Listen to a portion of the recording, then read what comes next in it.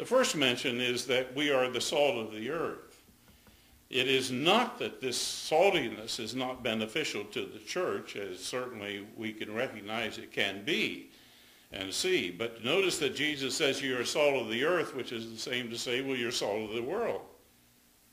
And so the interpretation of this, one of the first principles I want you to see, because Christian life is not lived in isolation of the world. In other words, a lot of people down through the centuries, and you go down through different historical epochs of the church, and you can find they lived their lives in different ways. They lived it sometimes monastically. In other words, they lived in seclusion, shut off from the world, and they thought that was the way to live. But Christ is teaching precisely the opposite of that. Rather, he is teaching that we are the salt of the earth. We ought to be in the earth and not the same as the earth or the world, if you please. The Christian lives apart from the world while in it. To live in a monastery shut off from the contact of the world is hardly the same as go into the world, as he commanded us to do before he left and went back to glory. We are not to be honey to the world. Now, I like honey, don't you? But we're not to be honey to the world. Jesus says you're to be salt.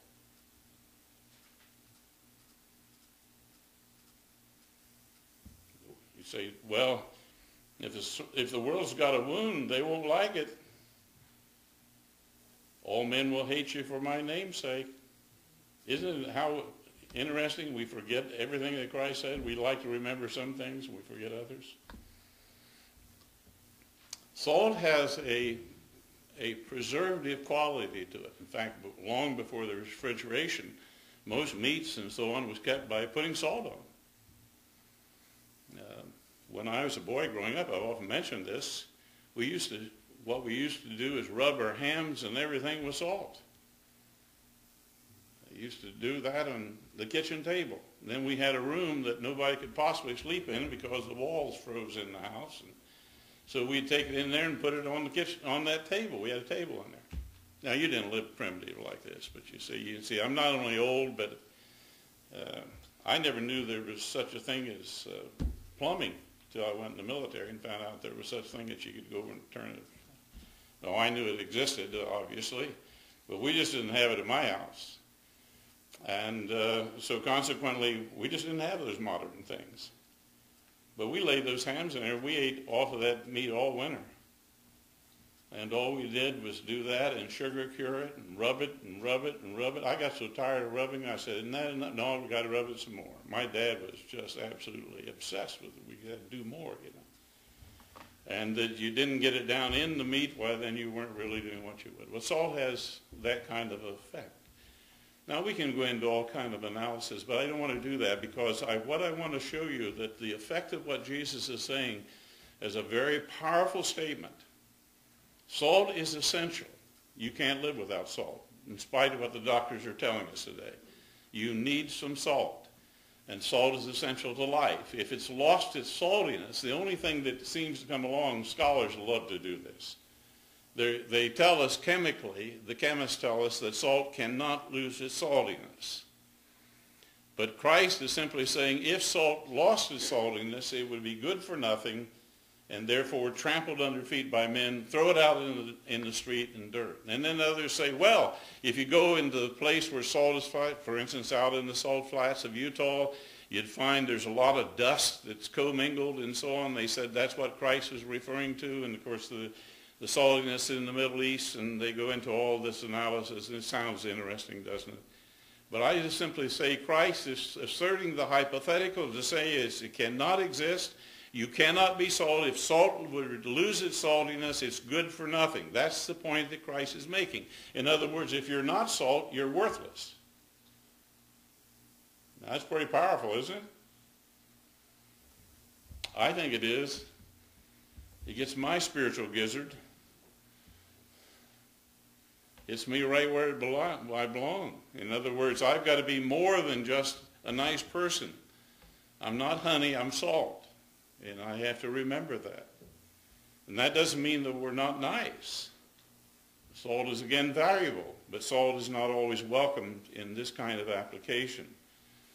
And so the correct interpretation of our being salt and light is being what the Beatitudes describe us to be. There is no way the church should be like the world in order to attract the world. Now, this is an interpretive principle that I want you to understand. This is very important. I tell you, this makes me get all stirred up inside, so I have to deliberately right now get myself under control. I mean that. I am weary of churches saying that we got to be like the world in order to attract the world. Amen. My position is you got to be totally different from the world to do what Jesus wants us to be. That's right. He says you are salt and you are light. And when he says that, he's saying that you're totally unlike anything in the world. And not only that, but as we've already cast the interpretation, the first thing he says, you're light to all in the house. You're not seeing how much you approximate others. And I think, by the way, therefore, that we should behave ourselves and conduct ourselves in all ways that makes us like the Lord Jesus Christ. So Christ is really saying you're unlike the world and you must remain unlike the world if you're going to be salt and light. We need to understand the word, see your good works also, by the way, is not to be reduced by giving money just simply to maybe the Salvation Army. Now, it probably, if you have no conviction to the contrary, it's all right to give your money to the Salvation Army, your clothes, and do all kinds of other good works. But I want to suggest to you that what Christ is saying about being salt and light and good works goes far beyond that. It really means the whole spectrum of the Christian life, not just some things as good works, as I hope I can show you.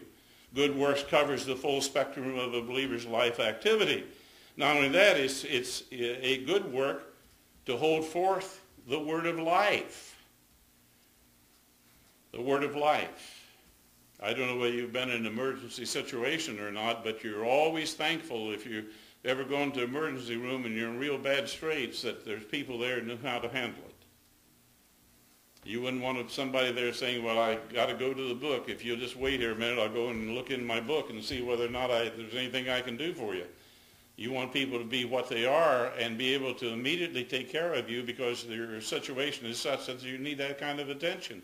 I want to suggest that's exactly the Christian life. That immediacy that we are. Salt doesn't go out in the middle of the world and say, well, I guess I got to go to the handbook and find out what salt is.